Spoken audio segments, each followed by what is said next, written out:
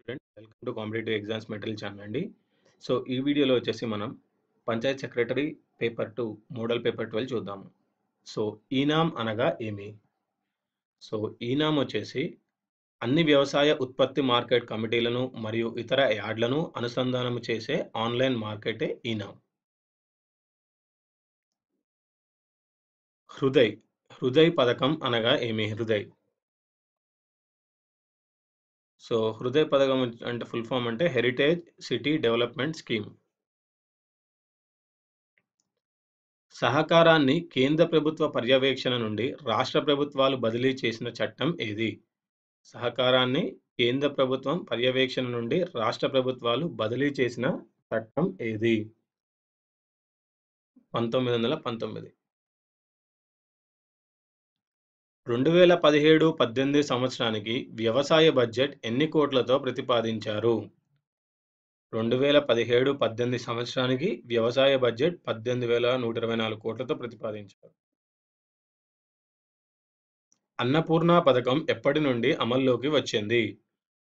అన్నపూర్ణ పథకం ఎప్పటి నుండి అమల్లోకి వచ్చింది? 2000 ఏప్రిల్ 1.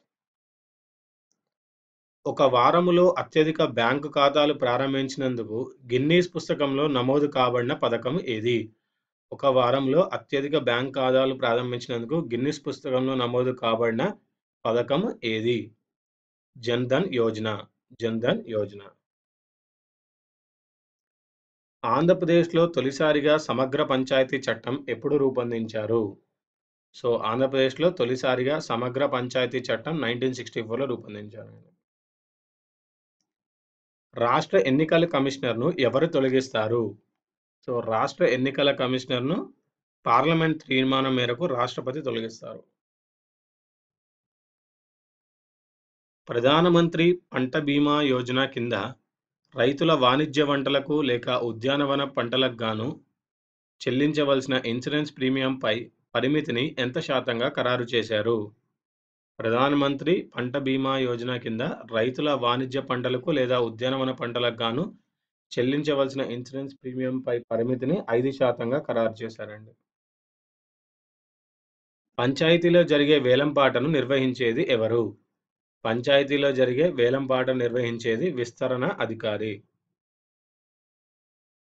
పిఎంజికేవై అనగా ఏమి? పిఎంజికేవై అనగా ఏమి? ఇది వచ్చేసి ఇక్కడ ఆన్సర్ రాంగ్ ఉందండి. ఇది వచ్చేసి prime minister Gram Kaushal Yojana. PMGKY ముఖ్య ఉద్దేశం ఏమిటి? సో నల్లధనాన్ని వెలికితీసేందుకు పిఎంజికేవై అంటే ప్రధానమంత్రి గరీబ్ కళ్యాణ్ యోజన. ఓకే. నల్లధనాన్ని వెలికితీసేందుకు 1,500 నోట్లను రద్దు చేసిన ప్రభుత్వం నల్ల కుబేర్ల వద్దనున్న బ్లాక్ మనీని స్వచ్ఛందంగా వెల్లడించేందుకు. పంచాయతీ పరిపాలనలో వచ్చే ఆరోపణలపై విచారణ జరిపి కలెక్టర్కు నివేదిక సమర్పించేది ఎవరు? పంచాయతీ పరిపాలనలో వచ్చే ఆరోపణలపై విచారణ జరిపి కలెక్టర్కు నివేదిక సమర్పించేది జిల్లా పంచాయతీ అధికారి. సాధారణ వినియోగదారుల్లో డిజిటల్ లావాదేవీలను ప్రోత్సహించడానికి కేంద్ర ప్రభుత్వం చేపట్టిన చర్య ఏమిటి? సాధారణ వినియోగదారుల్లో డిజిటల్ లావాదేవీలను ప్రోత్సహించడానికి కేంద్ర ప్రభుత్వం చేపట్టిన చర్య లక్కీ గ్రాహక్ యోజన.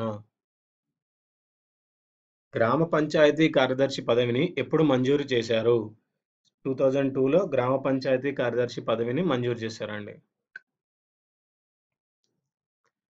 ఉడాన్ పథకం కింద సుమారు గంట ప్రయాణం చేసే విమానయానానికి మొత్తం సీట్లలో సగం మంది ప్రయాణికుల నుండి ఇంతకంటే ఎక్కువ రుసుము వసూలు చేయకూడదు. సో ఎంత మొత్తం వసూలు చేయకూడదండి? ఉడాన్ పథకం కింద 2,500 రూపాయలు. భారతదేశంలో శ్వేత విప్లవ వైట్ రివల్యూషన్ పితామహుడు ఎవరు? సో భారతదేశంలో వైట్ రివల్యూషన్ పితామహుడు వర్గీస్ కురియన్. బంగారు రథం అంటే ఏమిటి? బంగారు రథం అంటే ఏమిటి? భారతీయ రైల్వేలు ప్రవేశపెట్టిన విలాసవంతమైన రైలు పేరే బంగారు రథం. మన రాష్ట్రంలో ఏ జిల్లాలో ఎక్కువ వాయుశక్తి ఉత్పత్తి కేంద్రాలు ఉన్నవి? మన రాష్ట్రంలో ఏ జిల్లాలో ఎక్కువ వాయుశక్తి ఉత్పత్తి కేంద్రాలు ఉన్నవి? అనంతపురం. పంచాయతీరాజ్ సంస్థలు ఆర్థిక వనరుల కోసం ఎక్కువగా దేనిపై ఆధారపడతారు? సో, పంచాయతీరాజ్ సంస్థలు ఆర్థిక వనరుల కోసం ఎక్కువగా దేనిపై ఆధారపడతారు? ప్రభుత్వ ఆర్థిక సహాయం.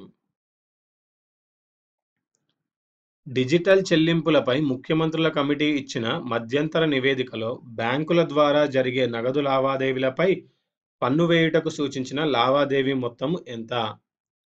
సో, డిజిటల్ చెల్లింపులపై ముఖ్యమంత్రుల కమిటీ ఇచ్చిన మధ్యంతర నివేదికలో బ్యాంకుల ద్వారా జరిగే నగదు లావాదేవీలపై పన్ను వేయుటకు సూచించిన లావాదేవీ మొత్తం 50,000 మరియు ఆ పైన. సో, ఇవండి ఈ వీడియోలోని ఇంపార్టెంట్ మోడల్ పేపర్ క్వెషన్స్. ఈ వీడియో మీకు నచ్చినట్టయితే లైక్ చేయండి, సబ్స్క్రైబ్ చేయండి, షేర్ చేయండి. వచ్చే వీడియోలో మరికొన్ని ఇంపార్టెంట్ క్వెషన్స్‌తో కలుద్దాం.